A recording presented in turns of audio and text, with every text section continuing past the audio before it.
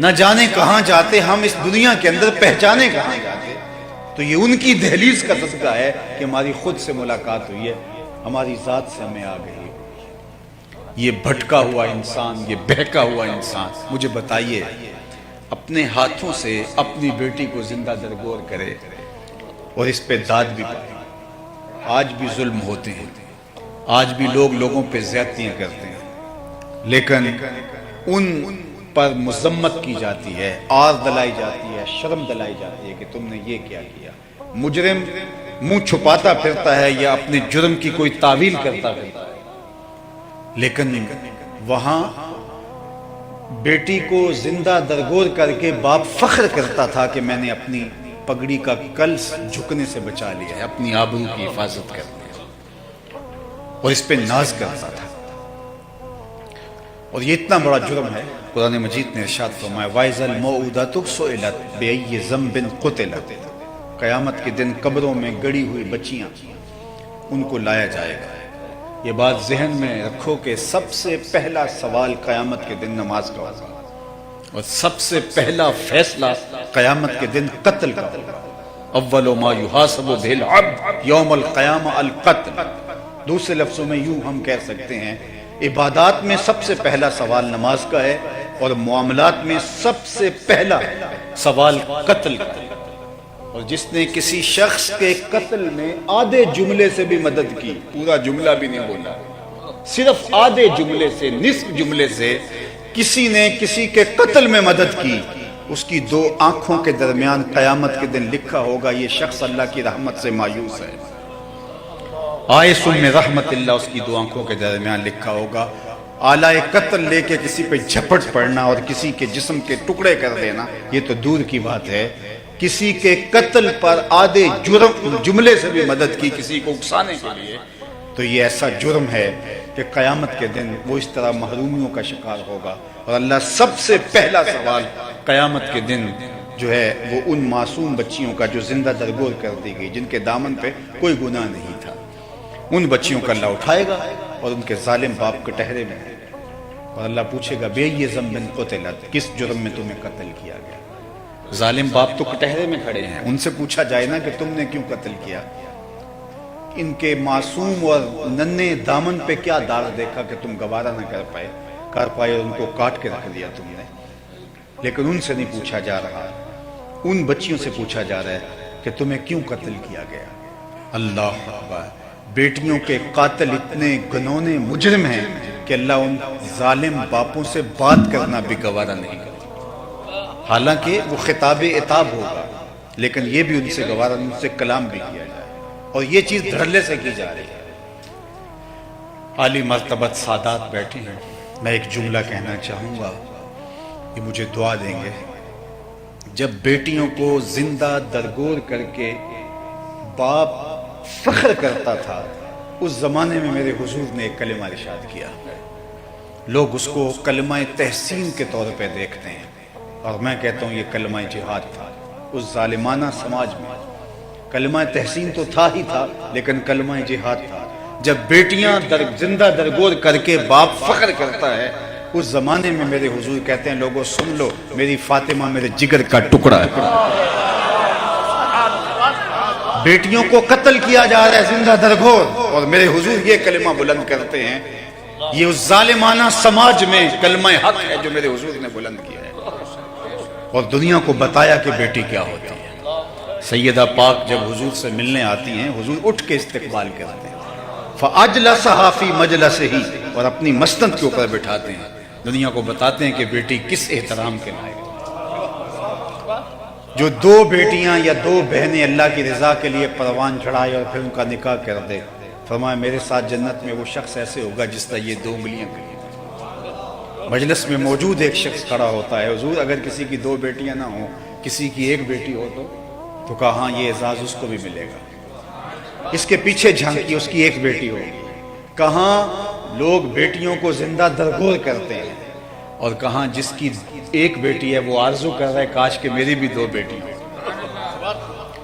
تو معاشرے کو کہاں سے اٹھا کے کہاں تک پہنچا دیا، اپنے عمل سے، رویے سے بتایا کہ بیٹی کس عزت کے لائق ہوتی ہے، اس کا کیا مرتبہ ہوتا ہے، اس کا کیا مقام ہوتا ہے۔ اور دنیا کو بتایا کہ دیکھو میری اطرت بھی میری بیٹی سے چل رہی ہے، یہ ناز ہے، یہ فخر ہے سیدہ زہرا سلام اللہ علیہا کا۔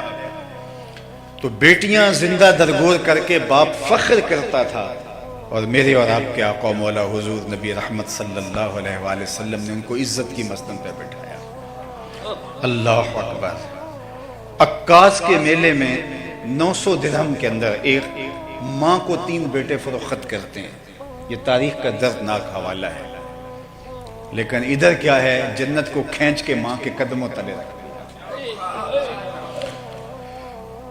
یزدگردوم نے اور باقی بادشاہوں نے بہنوں کے ساتھ جو سلوک کیا تھا اور بیٹیوں کے ساتھ نکاح رچائے ہوئے تھے، لیکن اللہ کے محبوب علیہ السلام نے، حقیقی بہن تو حضور کی نہیں تھی، لیکن جب حلیمہ سعدیہ کے گھر گئے تو ایک وہاں حضرت شیمہ تھی جو حضور کو لوریاں دیا کرتی تھی۔ اللہ اکبر، کیا بخت پائے اس خاتون نے جو حضور کو گود میں اٹھا کے لوریاں دیا کرتے۔ اللہ اکبر۔ بنو سعد کے محلے کے اندر جب بچیاں شام کے وقت اپنے بھائی اٹھا کے لے آتی، ہمارے پنجابی میں جو بھائی ہے اس کے لیے ایک محبت بڑا لفظ بولا جاتا ہے ویر، تو شام کے وقت ہمارے پنجاب میں جب خواتین کھانا پکانے میں مصروف ہوتی ہیں تو جو بہنیں ہوتی ہیں وہ اپنا ویر اٹھا لیتی ہیں، اور ہر گاؤں میں ایک چوپال ہوتی ہے جہاں وہ اپنے بھائی کو، اپنے ویر کو لے آتی ہیں، اور ہر بہن کا مزاج یہ ہوتا ہے کہ میرے ویر سے سونا زمانے میں نہیں۔ میں نے بچپن میں اپنے کانوں سے باقاعدہ مناظرے ہوتے دیکھے، اگر کسی کے بھائی کا رنگ سانولا ہے تو وہ کہتے حسن کا تعلق رنگت سے نہیں ہے، میرے بھائی کے نقوش دیکھ، اور اگر کسی کے بھائی کا رنگ سفید ہے، گورا ہے، تو وہ تو پھر کہتی ہے کہ سارا حسن تو رنگت میں ہوتا ہے، میرے بھائی کا جوڑ نہیں۔ بنو سعد کے قبیلے کے محلے میں بھی ایسا ہی ہو رہا ہوتا، ہر بہن کہتی میرے ویر کا جوڑ نہیں، میرے ویر کا جوڑ نہیں۔ مناظرے چل رہے ہوتے کہ حضرت شیمہ اپنے ویر محمد کو اٹھا کے لے آتی اور دور سے کہتی نہیں میرا ویر بھی آ گیا، تو وہ کہتی نہیں نہیں نہیں نہیں شیمہ تیرے ویر کا مقابلہ تو نہیں نا، ہم تو اپنے ویروں کی بات کرتے۔ تو پھر حضرت شیمہ کا سر فخر سے بلند ہو جاتا، سب متفق ہو کے جس کے ویر کو سونا کہہ رہی ہیں، تو حضرت شیمہ حضور کو یوں ایسے گود میں لیتی اور اپنی باہوں میں لے کے اپنے سینے سے چمٹا لیتی، اور باقاعدہ ابن حشام نے وہ لوری لکھی ہے جو پڑھتی ربنا ابق لنا محمد حتی اراہ یافعا و امردا، اللہ میرے ویر محمد کو سلامت رکھنا، آج یہ بچوں کا سردار ہے، کل اپنی آنکھوں سے دیکھوں کہ یہ جوانوں کا بھی سردار۔ شیخ محقق نے لکھا ہے کہ جس قبیلے میں حضرت شیمہ کا نکاح ہوا تھا اس قبیلے کے ساتھ مسلمانوں کی لڑائی ہوئی تو اللہ نے اسلام کو فتح دے دی۔ اپنے قیدیوں کو چھڑانے کے لیے قبیلے کے گھروں سے وہ لوگ فدیے کی رقم جمع کر رہے تھے، کرتے کرتے حضرت شیمہ کے گھر بھی پہنچے اور کہا کہ اتنی رقم آپ لوگوں کے حصے میں آتی ہے۔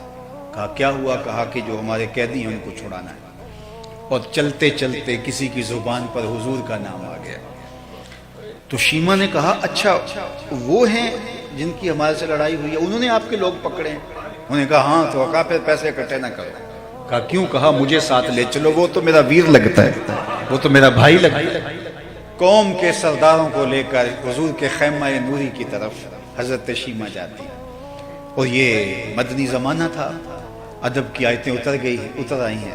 وہ وقت گزر گیا جب لوگ پتھر مارتے تھے، وہ وقت گزر گیا جب کانٹے بچھتے تھے راہوں میں، اب تو ننگی تلواروں سے صحابہ پہرا دے رہے ہیں۔ اللہ اکبر۔ حضرت شیمہ قوم کے سرداروں کو لے کر آگے بڑھنے لگی، اپنے ہی انداز میں تو صحابہ نے ننگی تلواروں سے راستہ روک دیا۔ رک جائے دیہاتی عورت، جانتی نہیں آگے کوچہ رسول ہے، آگے تو بغیر اذن کے جبریل بھی نہیں جا سکتا، تم کون ہو؟ تو حضرت شیمہ نے تلواروں کو جھٹک کر کے پیچھے کرتے ہوئے کہا خلو سبیلی وَعْلَمُوا أَنَا أُخْتُ نَبِيِّكُمْ، میری راہوں چھوڑ دو، میں تمہارے نبی کی باجی لگتی ہوں۔ اللہ اکبر۔ تنی ہوئی تلواریں خم ہو گئی اور آنکھوں پر پلکوں کی چلمنے آ گئی۔ حضور نے بھی آواز سنی تو خیمے سے باہر نکل آئے تو دیکھا تو شیمہ کھڑی ہے، تو حضور نے فرمایا بہن کدھر آنا ہوا؟ کہا حضور آپ کے لوگوں نے کچھ لوگ پکڑ لیے۔ اللہ اکبر۔ تو چھڑانے آئی ہے۔ تو آقا کریم نے فرمایا بہن تو نے زحمت کیوں گوارا کی، تو پیغام دیتی میں چھوڑ دیتا۔ بہنیں جب بھائیوں کے دروازے پر آئیں تو بھائی خالی نہیں موڑا کرتے۔ حضور نے کچھ گھوڑے چند جوڑے اور بہت سارے تحائف دیے۔ اللہ اکبر، دنیا کو بتایا کہ بہن کہاں ہوتی ہے۔ میں آپ سے پوچھتا ہوں، جس معاشرے میں بہن کو بھی کاٹ دیا جاتا ہو کہ کل میرا کوئی بہنوئی نہ ہو، بیٹی کو زندہ درگور سکا باپ کرتا ہو، حقیقی باپ زندہ درگور کر دیتا ہو، اور مائیں بازاروں میں بکتی ہوں، منڈیوں میں فروخت ہوتی ہوں، مجھے بتاؤ اس زمانے میں بیوی کا حال کیا ہو؟ آج کے مہذب دور میں بھی ایسے لوگ موجود ہیں، ایسے علاقے موجود ہیں جو بیوی کو پاؤں کا جوتا کہتے ہیں، جبکہ باقی رشتوں کا تقدس آج ہم دیکھتے ہیں۔ میں نے لوگوں کو بیٹیاں رخصت کرتے دیکھا ہے اور ان کی آنکھوں میں چمکتے ہوئے آنسو دیکھے ہیں۔ بہنوں کو رخصت کرتے ہوئے بلک بلک کے روتے میں نے بھائی دیکھے۔ آج بہنوں کا تقدس، آج ماں کا تقدس موجود ہے، لیکن پھر بھی اس معاشرے کے اندر ایسے طبقات موجود ہیں جو بیوی کو کچھ نہیں سمجھتے، اور جب ان کا تقدس بھی نہیں تھا تو پھر بیوی کا حال کیا ہوتا۔ لیکن میرے حضور نے ازواج مطہرات کے ساتھ جو سلوک کیا زمانے کے سامنے، جب حضور کا وصال ہوتا ہے اس وقت حضور علیہ السلام کے نکاح میں 9 ازواج تھی، کسی ایک کو بھی حضور پہ شکایت نہیں۔ اللہ اکبر۔ ام المومنین حضرت عائشہ رضی اللہ تعالی عنہا کو حضور حمیرہ کہہ کے پکارتے تھے، لاڈ سے حمیرہ کہہ کے پکارتے، اور لاڈ کا عالم یہ تھا، صحیح بخاری میں روایت موجود ہے، حضور نے فرمایا عائشہ جب تم مجھ سے ناراض ہوتی ہو تو مجھے اس وقت بھی پتہ ہوتا ہے، اور جب عام حالت ہوتی ہے تو اس وقت بھی پتہ ہوتا ہے۔ تو عرض کی کہ حضور کیسے؟ فرمایا جب کوئی تمہارے دل میں ایسی بات ہوتی ہے تو اس وقت جب قسم کی نوبت آ جائے باتوں میں تو تم کہتی ہو لا ورب ابراہیم، مجھے ابراہیم کے رب کی قسم، اور جب ایسا معاملہ نہیں ہوتا تو قسم کی نوبت ہو تو تم کہتی ہو لا ورب محمد، مجھے محمد کے رب کی قسم۔ تو یہ اس بات کا سائن ہے کہ آپ کے دل میں کوئی ناراضگی جو ہے وہ موجود ہے۔ اللہ اکبر۔ ام المومنین کیا جواب دیتی ہے؟ لا احجر الا اسمک، حضور نام چھوڑتی ہوں دل میں آپ ہی بستے ہیں۔